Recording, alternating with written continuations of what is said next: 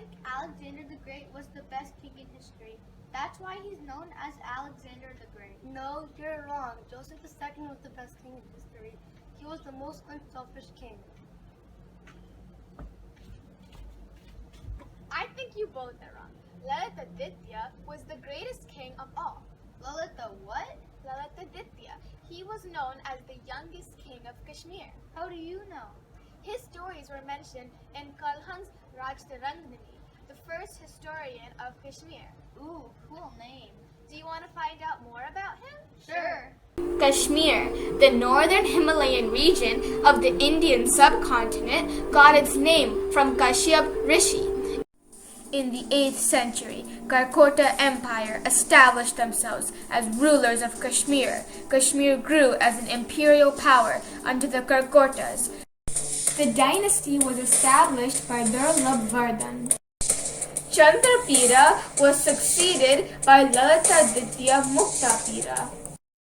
While in Tibet, the Tibetans were training for invasion, and on the Western Front, the Arab were planning for plunder. Gold and riches await us in Hindustan. They are ours for taking. On to Hindustan! But someone was ready to save India from these barbarians. Lalitaditya had a wise and alert advisor named Mitra Sharma.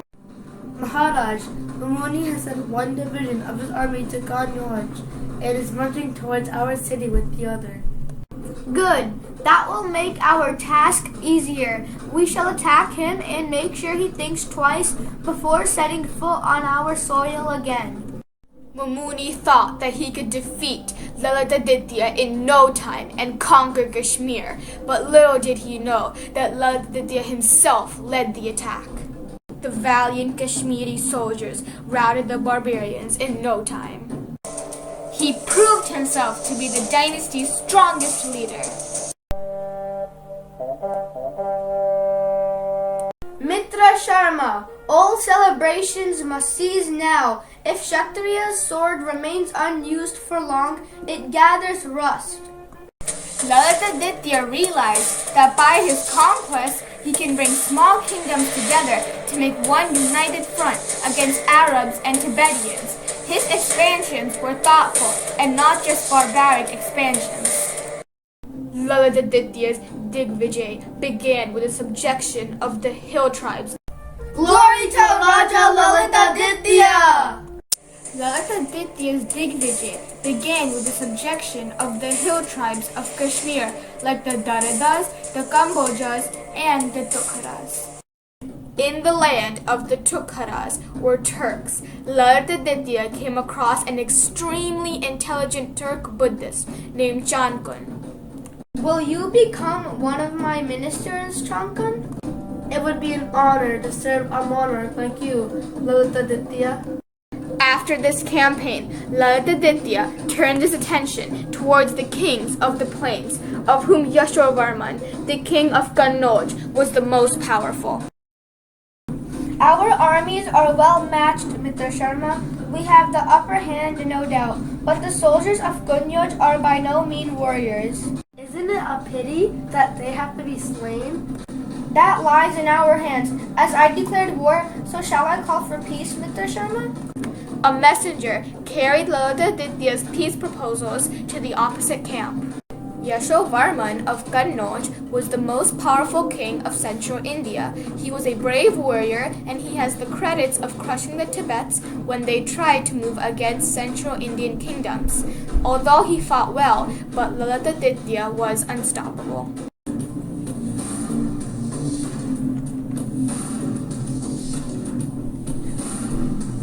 I am a messenger. Lalitaditya urges you to sign a treaty of peace and friendship to put an end to this wanton bloodshed. You will hear from us tomorrow. You may go now. Later, when Yashovarman conferred with his general, Dear generals, Lalitaditya has a powerful army, no doubt, but he lacks the will to fight. That may be true, Maharaj, but our army may not be able to hold out much longer. Ministers, what do you suggest? Let us sign the treaty, Maharaj. I will draft it to our advantage. The next day, Yashovarman sent the treaty with the messenger. This being the treaty of the peace concluded between Maharaja Yashovarman and Maharaja Lalitaditya. I beg your pardon, Minister. Shouldn't it read between Maharaja Lalitaditya and Maharaja Yashovarman, our emperor being the more powerful of the two? The request for a treaty came from him. His name could not go first. Then I must have a word with the Emperor Lalitaditya before we proceed any further. Our proposal stands withdrawn. Let the battle continue and let it to be fought to the finish. The proposal was withdrawn. The battle between Lalitaditya and Yashovarman continued. Yashovarman was defeated and then taken captive. Our emperor now becomes the overlord of all kings who accepted Yashovarman's suzerainty. Jonkin is right. They may consider themselves independent now. We must march out and establish our authority. Bengal was overrun without a fight. After conquering Orissa and annexing all the territory as far as the eastern sea, Lalitaditya turned southwest, where Queen Ratha of Karnataka surrendered without offering any resistance. I am grateful to you, gracious Queen. By your act, you have prevented unnecessary loss of lives. Jonkin, our presence here merits a memorial, a unique memorial. Leave it to me, Maharaj. I shall begin work on it at once.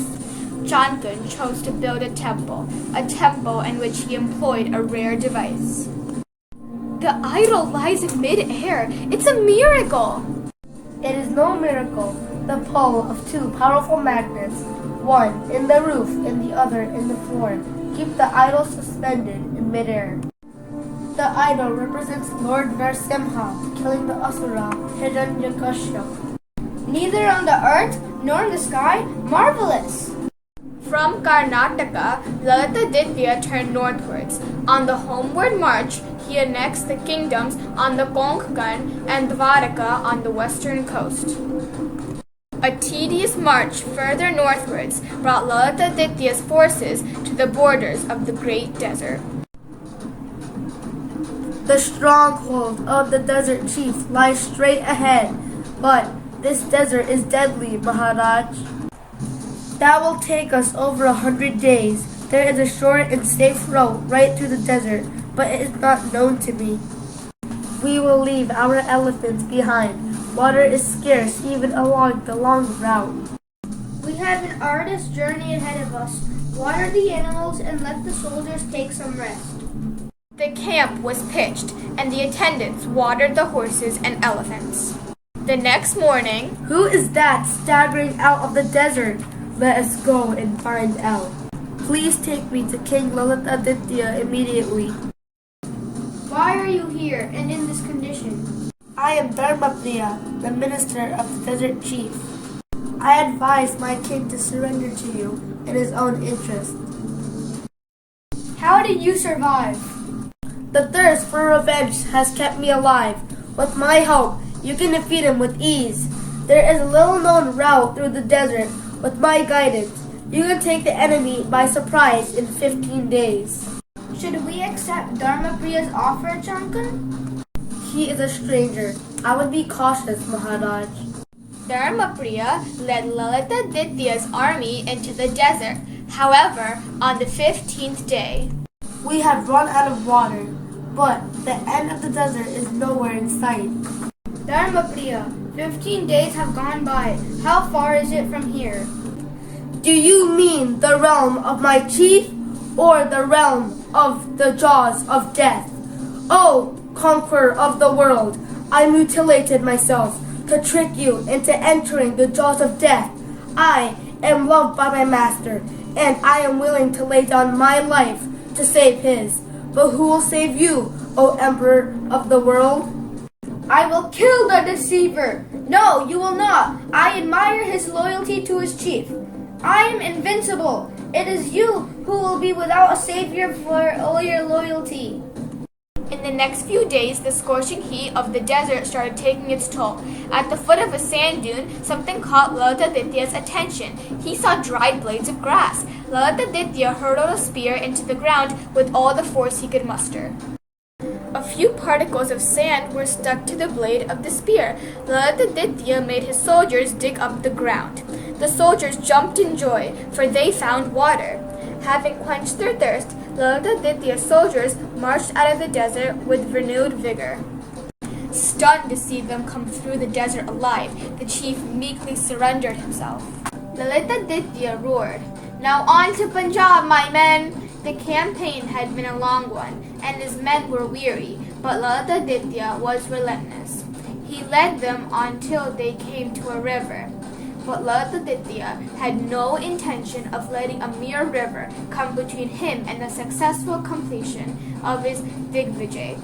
He asked Jankun how to get across the river, and in reply Jankun said, "I will find a way."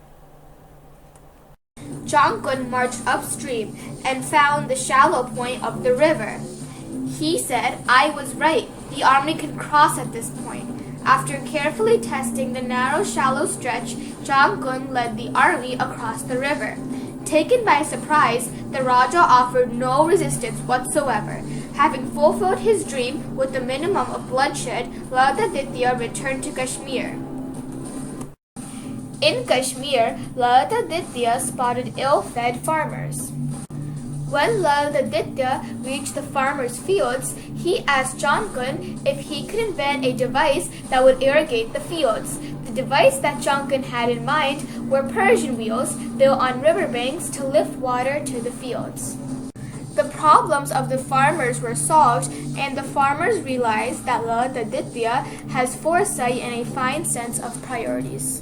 Later that day, Lalitaditya was brought up with some bad news. The Tibetans were planning to attack them. So, Lalitaditya marched to the inhospitable land of Tibet, and in one fierce foray, wiped out any dreams of conquest they might harbor.